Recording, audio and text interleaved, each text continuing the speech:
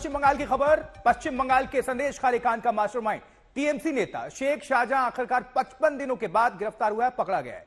Bengal police ने उसे 10 दिनों की रिमांड में लिया है, लेकिन यह गिरफ्तारी संदेश खाली की महिलाओं की तरफ से दर्ज शिकायतों और मुकदमों पर नहीं बल्कि ईडी की टीम पर हुए हमले के केस में हुई है। और उससे पहले जब गिरफ्तारी के बाद पहली बार शेख शाहजहां मीडिया के सामने दिखा तो आरोपी की तरह नहीं बल्कि बिल्कुल चुस्त दुरुस्त अकड़ में कह लीजिए पॉलिटिकल लीडर की तरह वेशभूषा में पूरे आत्मविश्वास के साथ नजर आया है। देखिए जरा इसकी चाल। सवाल उठ रहा है क्या इसे गिरफ्तार किया गया है? और यह भी बहुत बड़ी बात है कि 55 दिनों के बाद आखिर कोर्ट की कड़ी फटकार के बाद यह गिरफ्त में आया है। क्या शासन प्रशासन और सरकार को इसकी भनक नहीं थी कि यह मुख्य आरोपी कहां छुपा हुआ है?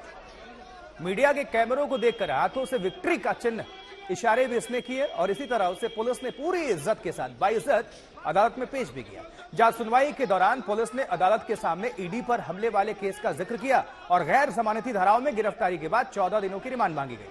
अदालत ने शेख शाहजहां को 10 दिनों की पुलिस रिमांड में भेजा है। ये तस्वीरें आपको दिखा रहे हैं।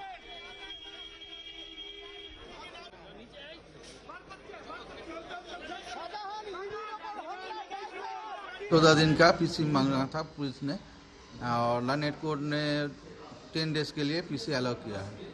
तो उसके ऊपर कौन सा धारा लागू किया है? एक्चुअली जो केस था वो जो ईडी ऑफिसर्स लोग ने उनको तरफ नोटिस के लिए इन्वेस्टिगेशन के लिए गया था जनवरी में, तो उस टाइम उन्होंने उनको लोगों ने ईडी ऑफिसर्स पर अटैक किए थे और इन अटैक में बहुत सारे ईडी ऑफिसर्स इंजोर्ड हुआ था। उनका गाड़ी भी टूट गया था, भंगचूर हुआ था, ठीक है। और उनका जो मोबाइल लैपटॉप डॉक्यूमेंट्स था उन लोगों ने स्नैच कर लिया था। तो घटना गंभीर था और इसमें 14 दिन का पीसी लेके पुलिस कस्टडी लेके उनको थ्रू आउट इन्वेस्टिगेशन करना पड़ेगा, क्योंकि वो किंग मैन है इस केस का। उन्होंने इंस्टिगेट किया है, उन्होंने डायरेक्ट किया है इन लोगों ने कि ऐसे ऐसे करो। एक इन्वेस्टिगेशन एजेंसी के ऊपर हमला हुआ था, ये घटना तो ज़्यादा गंभीर था ना, इसलिए इन्वेस्टिगेशन के पर्पस 14 दिन मांग रहा था।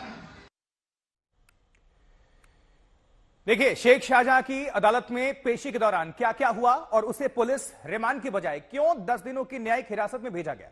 जैसा कि पुलिस ने दावा किया है कि शेख शाहजहां की गिरफ्तारी ईडी टीम पर हुए हमले के केस में की गई। हम अपने संवाददाता ऋतिक मंडल का रुख करेंगे, उनसे जानने की कोशिश करते हैं कि ईडी की टीम को भी शेख शाहजहां की तलाश थी और क्या अब ईडी की टीम भी शेख शाहजहां से पूछताछ के लिए रिमांड ले सकती है। जी ऋतिक, जो भी जानकारी है दर्शकों के बीच रखिए।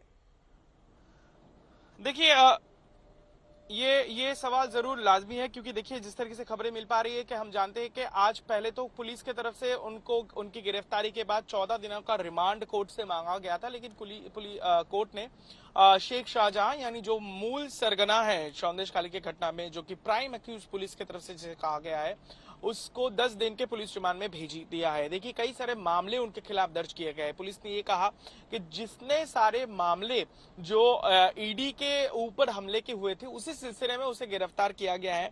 हमें बताया जा रहा है कि इससे अलावा कई सारे मामले उनके खिलाफ है। देखिए कलकत्ता हाईकोर्ट की तरफ से एक बार फिर से फटकार आया है।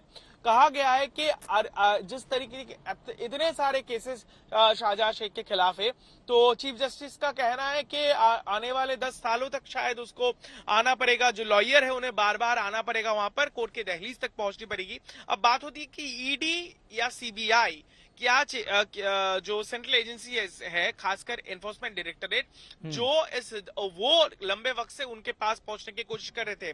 दरअसल जनवरी महीने में उनके ऑफिसर्स के ऊपर जो हमला हुआ था वो राशन घोटाले को लेकर है।